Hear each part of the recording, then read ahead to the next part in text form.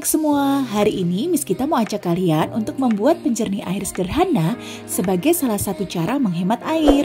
Jangan lupa ya, tetap klik tombol subscribe dan nyalakan lonceng notifikasinya. Jangan lupa juga untuk selalu like, share, dan juga komen supaya konten YouTube Miss Gita selalu bermanfaat bagi semua orang.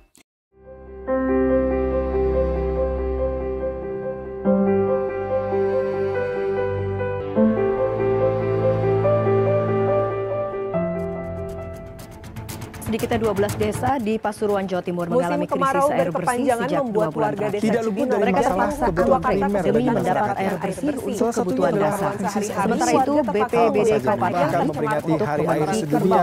warga. Seperti inilah kondisi antrian warga untuk mendapatkan air bersih di Dusun Watu Gede, Kecamatan Wonogiri, Pasuruan pada Kamis pagi.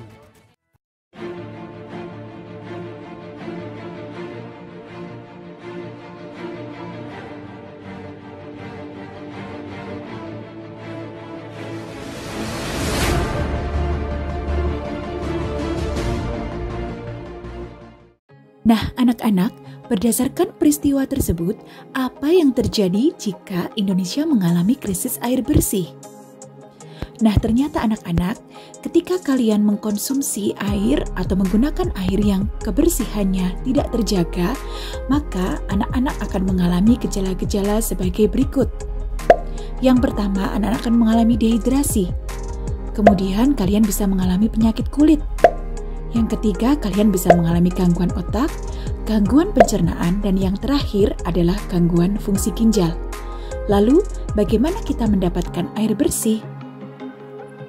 Tidak bisa dipungkiri, air merupakan kebutuhan dasar setiap manusia. Kita membutuhkan air untuk mandi, minum, memasak, mencuci, dan lain sebagainya. Kendati air selalu mengalami siklus hidrologi, tetapi pada kenyataannya di beberapa tempat di Indonesia masih mengalami krisis air bersih anak-anak. Akibatnya, para penduduk menggunakan air yang ada tanpa memperhatikan tingkat kebersihannya. Air yang tidak bersih mengandung banyak sekali kuman loh, dan berbagai kandungan-kandungan berbahaya di dalamnya yang justru bisa menjadi sumber penyakit anak-anak. Salah satu usaha untuk mendapatkan air bersih adalah dengan membuat penjernih air sederhana. Alat penjernih air ini berfungsi untuk membersihkan air kotor yang sudah tercemar agar kembali bersih dan bebas kontaminasi, sehingga meningkatkan kualitas air. Nah, tujuan eksperimen kita kali ini, kalian dapat membuat penjernih air sederhana dan menyebutkan fungsi dari setiap komponen-komponen penyusunnya. Dan kalian bisa menjelaskan prinsip kerja dari penjernih air ini. Supaya lebih mudah, yuk sekarang kita bereksperimen bersama-sama membuat penjernih air. Let's do it! Nah, pertama-tama kita akan sediakan alat dan juga bahan yang akan kita butuhkan. Yang pertama, kita membutuhkan botol bekas air mineral dengan kapasitas 600 ml atau 1500 ml seperti ini. Kemudian, kita juga akan membutuhkan gelas plastik untuk menampung air bersih.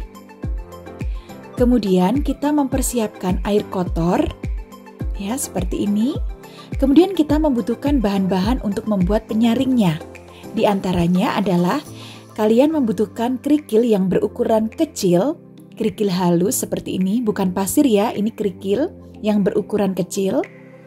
Kemudian kalian juga membutuhkan kerikil yang berukuran besar dan kasar seperti ini.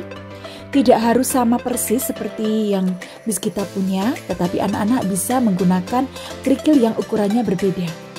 Kemudian pecahan arang seperti ini, ya. Lalu kita membutuhkan pasir.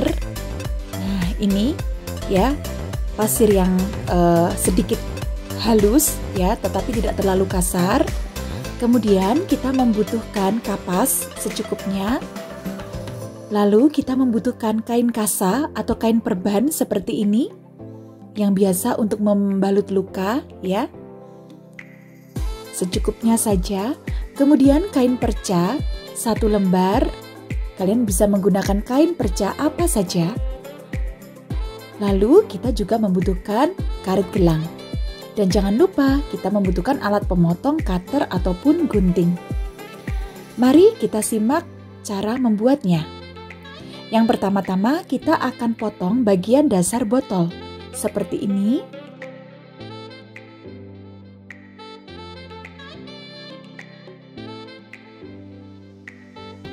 Kurang lebih tingginya dari dasar botol 3 cm. Ya, 2 hingga 3 cm seperti ini ya. Nah, kemudian kita akan buka tutupnya. Nah, bagian yang pertama kita akan menutup botol tersebut menggunakan kain kasa. Jadi kita tidak menggunakan tutup botolnya, kita hanya menggunakan kain kasa. Ya, kita akan gunting beberapa helai dari kain kasa tersebut. Ya, kita menggunting 2 helai, kemudian kita lipat. Setelah kita lipat, kita akan tutup. Ya, di bagian tutup botolnya, lalu kita lapisi lagi dengan kain perca. Nah, seperti ini. Lalu kita ikat menggunakan karet gelang. Nah, seperti ini ya anak-anak.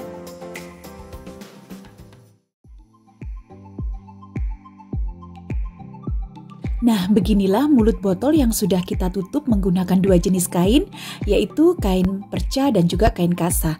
Nah, sekarang kita akan mengisi bagian dalam dari botol.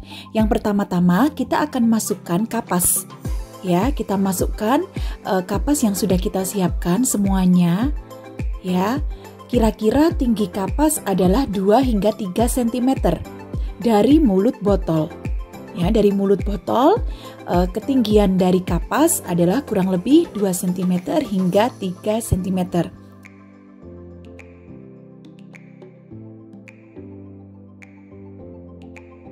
Kita tata dengan rapi, jangan sampai ada celah.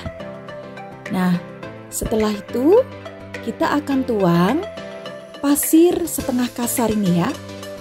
Pasir setengah kasar di atas kapas dengan ketinggian 1 hingga 2 cm.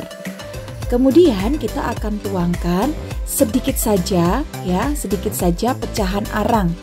Tingginya juga kurang lebih 1 cm. Kemudian kita tuangkan kerikil yang halus. Nah, seperti ini.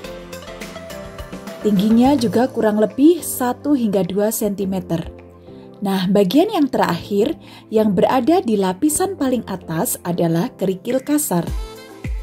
Seperti ini, kita akan tata, kita tuang hingga tingginya kurang lebih 1 hingga 2 cm. Nah, ini urutannya. Sekarang kita akan menggunakan penjernih air yang sudah kita buat. Kita akan menyaring air yang kotor. Apa yang terjadi? Kita tuang perlahan-lahan. Kita akan lihat hasilnya.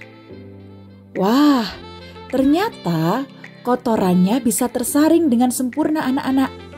Ya, jadi air yang mula-mula berwarna keruh, banyak endapan dan kotorannya, ketika kita menggunakan alat penjernih air yang kita buat ini, ya, alat penjernih air sederhana yang kita buat ini, hasilnya sangat memuaskan loh anak-anak. Nah, air kotor yang kita saring bisa tersaring dengan sempurna dan hasilnya air yang kita peroleh ya menjadi jernih kembali. Seperti pada contoh berikut.